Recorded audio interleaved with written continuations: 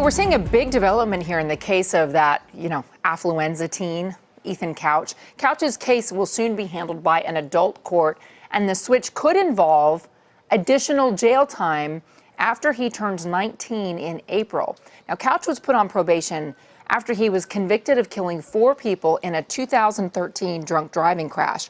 His defense argued Couch's affluent upbringing, meaning his parents were rich, prevented him from really understanding right from wrong, prevented him from understanding the consequences of his actions. And apparently the defense worked. He killed 4 people, got put on probation.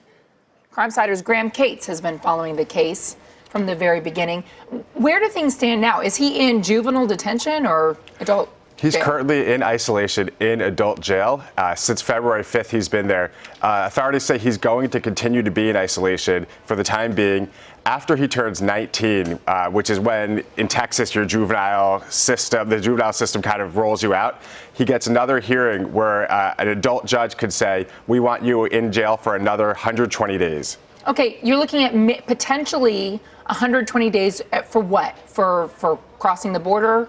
This would be for violating probation. There's 2 things at stake. The first was, this all started last year when there was a video that surfaced that showed him at a party where beer pong was being played. Part of his probation said that he couldn't be drinking alcohol, especially because he's underage.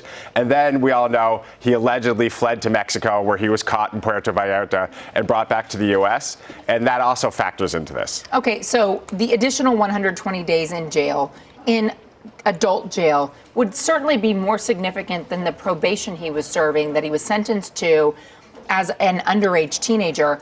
It is definitely not enough for the victim who survived the crash and for his family, and we have sound of that reaction. Let me play it. Man, I told the old judge, and I told Ethan Couch and his father and his mother, I told all of them, y'all won in trial. I gotta get it off my chest. Y'all won. I said, God bless you. I said, my mom forgives you in Jesus' name. That's what I said. With that being said, man, tell the world, man. It's not right. So what, 20 days? So what, 128 days in county? I did that. There's nothing. Look at my brother. He's doing more than a 28-day period, 128 or whatever. He's doing more than 10 years on probation. Sergio Molina is paralyzed. He has only minimal consciousness. He can only communicate by blinking his eyes. So you can understand why his brother is upset by the life sentence that his brother is serving. But is there any discretion here for Ethan Couch to serve more than 3 months behind bars at this point?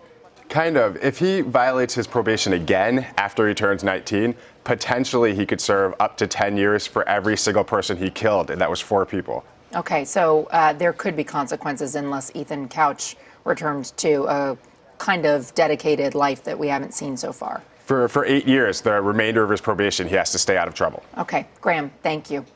Remember, you can track these cases, read up on the big crime stories of the day or other investigations at cbsnews.com/Crimesider.